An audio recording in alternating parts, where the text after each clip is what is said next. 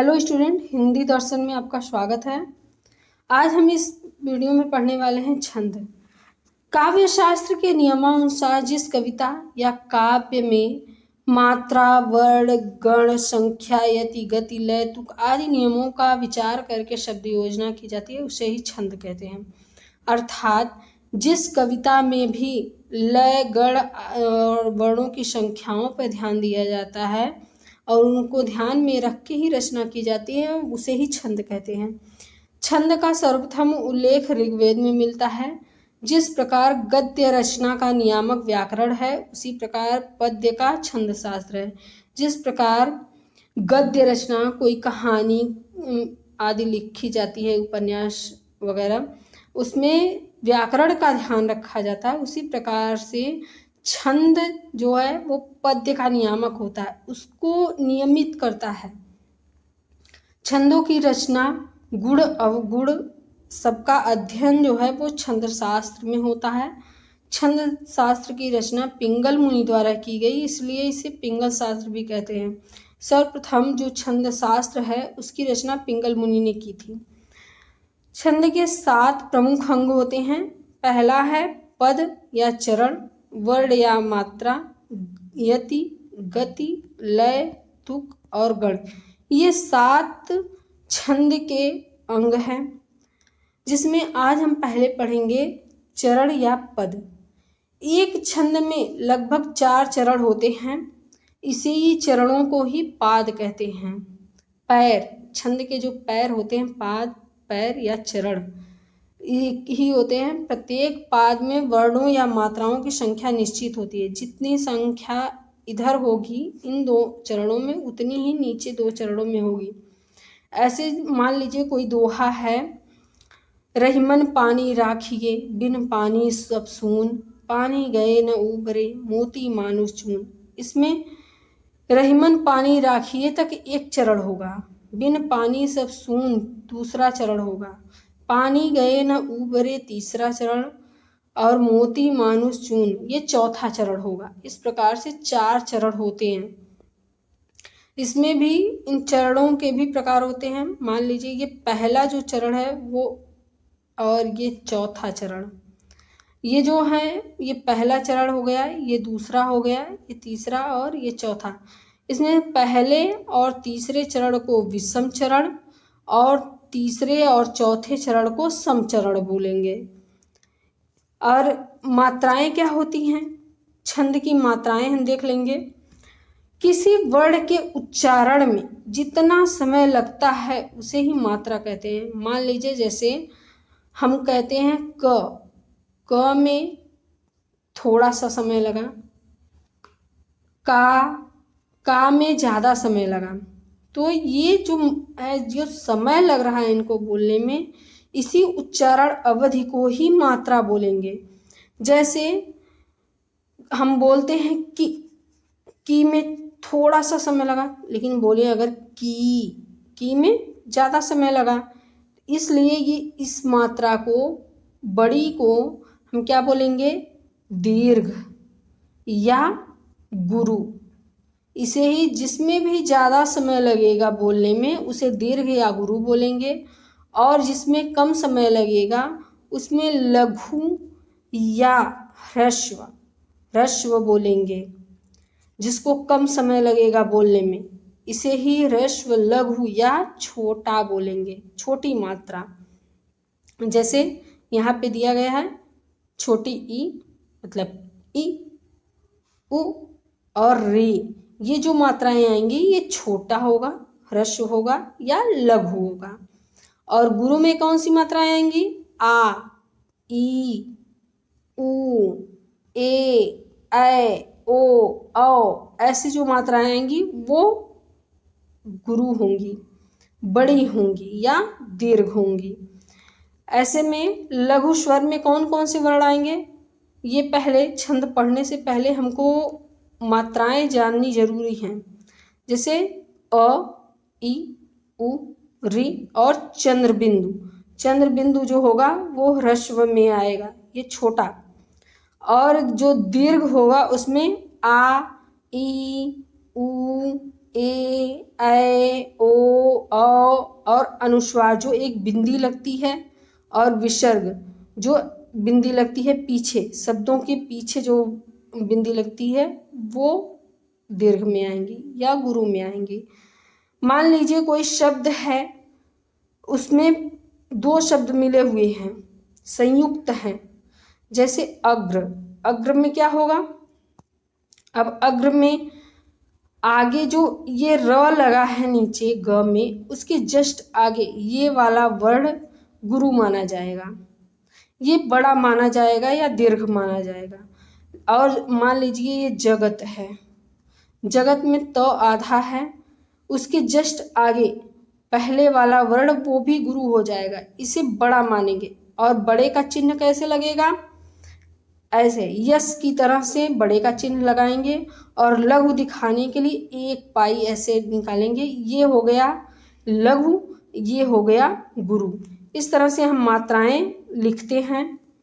और इसमें जो मात्राएं हम लिखते हैं, छंदों में मात्राएं चढ़ाई जाती हैं, इन्हीं चीज़ों का ध्यान रख करके, सारी मात्राओं को ध्यान में रख के चढ़ाई जाती हैं। वर्ण स्वर युक्त होते हैं और मात्राएं जो होती हैं वो केवल स्वरों को बोली जाती हैं। जैसे मान लीजिए हम कोई वर्ण बोल रहे हैं क, अब क को हम कैसे बोलेंगे? बिना स्वर के कोई भी वर्ण बोला नहीं जाता है। मान लीजिए ये क है, क में क आधा है और ये अ है, ये मिल करके क बना है। अगर इसको केवल हम क लिख दें, आधा कर दें, हलंत लगा दें, ये तो केवल वर्ण हो जाएगा। ये क्या है? ये वर्ण है। और जो मात्रा होगी इसमें अमात्रा होगी, इसको मिला करके ही अक्षर बनता है। अगला है यति। यति क्या होती है? किसी पद्य को पढ़ते समय जो गति को तोड़कर विश्राम दिया जाता है, विराम लिया जाता है, रुका जाता है थोड़ी देर के लिए, वही यति होती है। जैसे रहीमन पानी राखिए, उसके बाद हम थोड़ा सा रुके, बिन पानी सब सून पूर्ण विराम, पानी गए न उबरे मोती मानुस चून। उबरे के बाद एक कॉमा लगता है, उसके बाद यहाँ पे ऐसे लगता है ना, तो यही यति होती है। यहाँ पे रुका जाता है, इसलिए ये निशान लगाए जाते हैं, ये चिन्ह वहाँ पे दर्शाए जाते हैं रुकने के लिए। गति क्या है? बहाव जो होता है, जैसे रहीमन से हम शुरू कर रहे हैं, रहीमन पानी राखिए, ऐसे पूरा वर्ण पढ़ रहे हैं, वही गति है। पद्य में पथ के बहाव को या जो एक प्रवाह होता है उसे ही हम गति कहते हैं। अर्थात किसी छंद को पढ़ते समय जो प्रवाह का अनुभव होता है उसे ही गति कहा जाता है। हर छंद में विशेष प्रकार की लय होती है जिसे गति कहते हैं। इसके ठीक न रहने पे गति भंग दोष उत्पन्न हो जाता है। गति भंग अगर होगा तो पढ़ने में मज़ा नहीं आता छंद को। लय क्या होती है? यही जो प्रवाह होता है उसे ही मिलाकर एक गाने की तरह जो हम बोलते हैं वही लय होता है। जो गति होती है इसी लय पर ही निर्भर होती है। अगला है तुक। समान उच्चारण वाले शब्दों के उपयोग को ही तुक कहते हैं। जैसे हमने एक दोहा पढ़ा, रहीमन पानी राखिए बिन पानी सब सून। ये जो सून शब्द है इसके ही अंत में चौथे चरण में, ये दूसरा चरण हो गया, चौथे चरण में पानी गए न उबरे मोती मानुस चून। ये जो चून और सून का मिलाया गया है तुक, यही तुक होता है। लास्ट में जो वर्ण मिलते जुलते रखे जाते हैं, जो समानता होती है, वही तुक कहलाती है। गण क्या होता है? मात्राओं वर्णों की संख्या क्रम की सुविधा के लिए 3 वर्णों के समूह को गण कहा जाता है।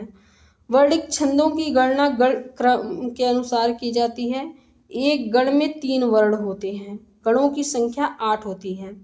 मुख्यतः गण जो होते हैं वो 8 होते हैं और इसे एक सूत्र है यमाता राज भान शलगा।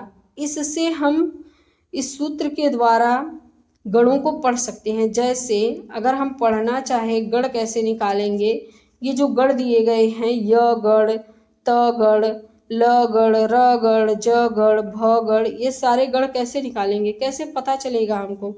तो यमाता जो है ये वर्ण है, य पे एक मात्रा लगेगी, म पे आ की मात्रा है ना, तो हमने पहले ही पढ़ लिया है आ की मात्रा बड़ी है तो वहाँ पे ऐसे लगाएंगे। ता, ता पे भी एक मात्रा लगेगी, तो ये क्या हुआ, ये य गढ़ है, य गढ़ में ये मात्राएं आएंगी। अब म गढ़ में क्या आ रहा है, यहाँ से म से लेके र तक 3 वर्ण हम गिनेंगे, 3 वर्णों को गिन करके उसके बाद हम मात्राएं चढ़ाएंगे। जैसे म गढ़ में यहाँ से यहाँ तक आएगा, म पे आ की मात्रा है इसलिए हम 2 मात्राएं लगाएंगे, त पे आ की मात्रा है इसलिए 2 मात्राएं, र पे 2 मात्रा है ये 2 मात्रा लग गई। अब यहाँ पे ये क्या हो गया, ये म गढ़ है। इसी तरह से सारे गढ़ों को हम निकालेंगे। मान लीजिए एक गढ़ और भी देख लीजिए कैसे निकालना है। मान लीजिए आपको त गढ़ निकालना है, तो त से पीछे तक हम 3 वर्ण गिनेंगे, त, र और ज। उसके बाद त पे आ की मात्रा है तो ये निशान लगेगा क्योंकि दीर्घ है मात्रा। र पे आ की मात्रा तो एक दीर्घ का निशान लगेगा। ज में अ है, ये दीर्घ नहीं है इसलिए यहाँ पे एक मात्रा लगेगी। अब ये क्या हो गया, ये त गढ़ हो गया। इसी तरह से हम 8 गणों को गिनेंगे, य गढ़, म गढ़, त गढ़, र गढ़, ज गढ़, भ गढ़, न गढ़, स, ल और ग, ये कुल मिलाकर के 8 गढ़ हो जाएंगे इस प्रकार से। अब छंद के प्रकार, छंद जो होता है मुख्यतः 2 प्रकार का होता है, एक वर्णिक छंद और एक मात्रिक छंद। इसमें एक नए तरह का छंद भी गिना जाता है, अब मुक्त छंद को भी एक छंद माना गया है। इस प्रकार अगर पूछे परीक्षा में कुल कितने छंद होते हैं, कुल अगर पूछेगा तो 3 प्रकार होते हैं, अगर मुख्यतः पूछेगा तो 2 प्रकार के छंद होते हैं। मुख्यतः 2 प्रकार के और कुल 3 प्रकार के छंद होते हैं। मात्रिक छंद में पहले तो मात्रिक छंद हम पढ़ लेंगे। मात्राओं की गणना के आधार पर किसी पद की रचना को मात्रिक छंद कहते हैं, अर्थात जिन छंदों में मात्राओं को गिना जाए वही मात्रिक छंद है। ये भी 3 प्रकार का होता है, सम मात्रिक, अर्ध सम मात्रिक और विषम मात्रिक। जिसमें से आता है मात्रिक छंद में दोहा, रोला, सोरठा, गीतिका, हरिगीतिका, उल्लाला, चौपाई, बरवै, छप्पय, कुंडलिया, ये सारे जो छंद आते हैं वो मात्रिक छंद में आते हैं। वर्णिक छंद में क्या होता है, जिन छंदों की रचनाओं को वर्णों की गणना की जाती है जिनमें, और उनके क्रम का भी ध्यान रखा जाता है, वही वर्णिक छंद होते हैं। इसमें मुख्यतः शवैया, कवित, द्रुत, विलंबित, मालिनी, मंदाक्रांता, इंद्रवज्रा, अरिल, लावनी, शिखरणी आदि जो है वो वर्णिक छंदों में आते हैं। तो इसमें हम लोग आज जो हैं पढ़ने वाले हैं मात्रिक छंद, जिसमें आज हम पढ़ेंगे दोहा और चौपाई। केवल दोहा और चौपाई इस वीडियो में हम पढ़ेंगे। तो दोहा को आज हम पहले पढ़ लेते हैं। दोहा एक सममात्रिक छंद है। यह 2 पंक्तियों का होता है, इसमें 4 चरण होते हैं। इसके विषम चरणों अर्थात प्रथम और तृतीय मतलब पहले और तीसरे चरण में 13-13 मात्राएं, सम चरणों अर्थात दूसरे और चौथे चरण में 11-11 मात्राएं होती हैं। विषम मतलब कि प्रथम और द्वितीय चरणों के अंत में ज गण नहीं आता, ऐसे मात्राएं नहीं आएंगी। अंत में एक लघु होना आवश्यक है, ये लघु है, लघु का निशान है, ये होना आवश्यक है। जैसे बड़ा हुआ तो क्या हुआ, जैसे पेड़ खजूर, पंछी को छाया नहीं, फल लागे अति दूर। अब यहाँ पे हम मात्राएं चढ़ा के देखेंगे कि कैसे 13-11 मात्राएं आ रही हैं। जैसे ब है बड़ा, ब पे छोटी मात्रा ह्रस्व है इसलिए यहाँ पे 1 मात्रा लगेगी। ड़ा पे 2 मात्राएं अर्थात गुरु, हुआ 1, आ पे 2, तो पे 2, क्या पे मात्रा नहीं लगेगी, या पे 2 लगेगी। हुआ पे एक मात्रा, आ पे दो मात्रा। इस प्रकार से कितना हुआ, 2, 2 4, 2 6, 2 8, 2 10, 2 12, 1 13, 13 मात्राएं इधर हो गई। अब जैसे, जैसे पे एक गुरु इधर, एक गुरु इधर, दो गुरु जैसे पे, पेड़ पे एक गुरु एक लघु, खजूर पे एक लघु एक गुरु और एक लघु। इस प्रकार से 2, 2 4, 2 6, 2 8, 2 10, 1 11, कुल कितना हुआ, इधर हो गया 13, इधर हो गया 11। इसी प्रकार से नीचे भी रहेगा। अब अनुस्वार पे हमने पहले ही पढ़ा है, अनुस्वार ये बिंदी एक जो लगी है इस पे कितनी मात्राएं चढ़ेंगी, 2 मात्राएं चढ़ेंगी, और इस पे बड़ी की मात्रा लगी है इसलिए यहाँ पे 2 मात्राएं। को पे एक गुरु, छाया पे 2 गुरु, नहीं एक लघु एक गुरु, कितनी मात्राएं होंगी, 2, 2 4, 2 6, 2 8, 2 10, 2 12, 1 13, ये हो गया टोटल 13 मात्राएं। फल लागे अति दूर, फल पे 2 लघु, लागे एक 2 लघु, इस पे भी अति 2 लघु, दूर, दूर पे एक गुरु एक लघु। इस प्रकार से कितने हो गए, 2, 2 4, 2 6, 2 8, 2 10 और 11। इस प्रकार से 13, 11 पे यति हुई ना। इसी तरह से सारी मात्राएं हम गिनेंगे। अगर इस प्रकार के जो सिम्टम हैं, मतलब निशान है, पहचान है, अगर इस तरह से मात्राएं आती हैं जोड़ के, तो हम इसे दोहा बोलेंगे। यही दोहा की पहचान है। इसमें हम और भी उदाहरण देखेंगे, जैसे श्री गुरु चरण सरोज रज, निज मन मुकुर सुधार, बरनउ रघुवर विमल जस, जो दायक फल चार। अब इस पे हम मात्राएं लगाएंगे। श्री पे एक गुरु लगेगा, गुरु पे 2 लघु लगेंगे, चरण 3 लघु, सरोज पे एक लघु एक गुरु और एक लघु, रज पे 2 लघु। इस प्रकार से यहाँ पे कुल मात्राएं कितनी होंगी, 2, 2 4, 2 6, 2 8, 10, 12 और 1 13, ये 13 हो गई। अब इधर 11 मात्राएं होनी चाहिए, देख लेते हम लोग 11 है कि नहीं। 1 2, 2 लघु, मन पे 2 लघु, मुकुर पे 3 लघु और सुधार पे यहाँ पे 1 लघु एक गुरु और 1 लघु। इस प्रकार यहाँ पे कुल 11 मात्राएं हो गई। 11 13 पे ये यति लग गई। बरनउ रघुबर विमल जस, जो दायक फल चार। अब यहाँ पे मात्राएं हम लगाएंगे। बरनउ सब पे छोटी मात्राएं लगेंगी, इसलिए यहाँ पे लघु मात्रा लगेगी।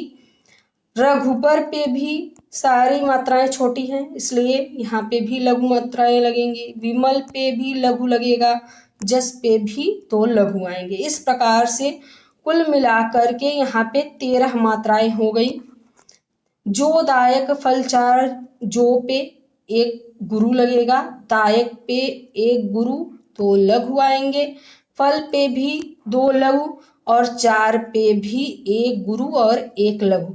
इस प्रकार से कुल 11 13 पे यति हो रही है। इतने उदाहरण आपके लिए दिए गए हैं, आप इस पे भी लगा करके मात्राएं इसको पहचान सकते हैं, देख सकते हैं।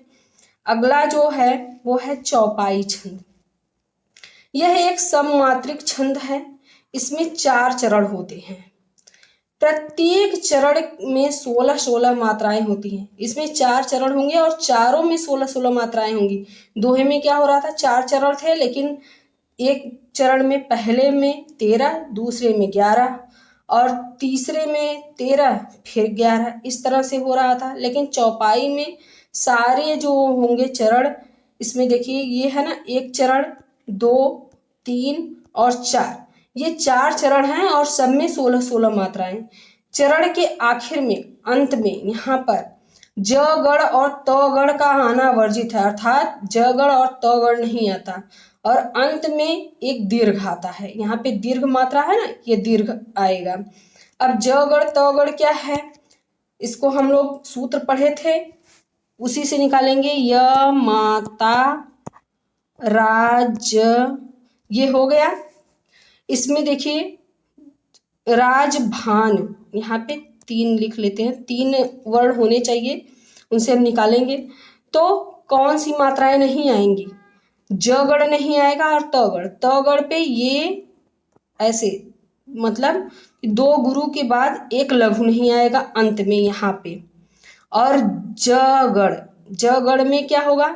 एक लघु, एक गुरु और एक लघु। इस तरह की मात्राएं, कहने का अर्थ ये है 2 गुरु 1 लघु या 1 लघु 1 गुरु 1 लघु, यहाँ पे अंत में नहीं आता है।